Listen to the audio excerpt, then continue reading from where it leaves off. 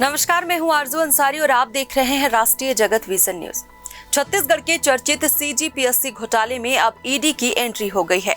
CBI और EOW के बाद अब ईडी भी इस मामले की जांच करेगी। सीबीआई ने 18 अप्रैल को रायपुर और महासमुंद के 5 ठिकानों पर छापेमारी की थी और इस छापेमारी में मनी लॉन्ड्रिंग के सबूत मिले थे। इसके बाद ईडी ने सीबीआई की रिपोर्ट के आधार पर ECIR दर्ज किया है और अब वह इस घोटाले की जांच करेगी। सीबीआई ने जिन 5 ठिकानों पर दबिश दी उनमें सरकारी डॉक्टर के घर, कोचिंग इंस्टीट्यूट और एक निजी होटल शामिल थे। इसके अलावा महासमुंद में अभ्यारण्य गेस्ट हाउस और रायपुर के फूल चौक स्थित निजी होटल पर भी छापेमारी की गई थी। इस दौरान सीबीआई को इन जगहों से इलेक्ट्रॉनिक डिवाइस, महत्वपूर्ण दस्तावेज और कंप्यूटर से डेटा मिले। बारनवा पारा के एक रिजॉर्ट में सीजीपीएससी के पेपर सॉल्व किए गए थे और इसी आधार पर इस घोटाले की जांच को आगे बढ़ाया गया।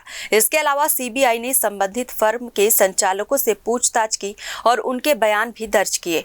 अब ईडी इस मामले में जल्द ही दबिश दे सकती है और मामले की जांच को और बढ़ा सकती है। फिलहाल इस खबर में बस इतना ही। देश प्रदेश की खबरों से अपडेटेड रहने के लिए हमारे चैनल को सब्सक्राइब करें और नए खबरों के नोटिफिकेशन के लिए बेल आइकन को जरूर दबाएं। नमस्कार।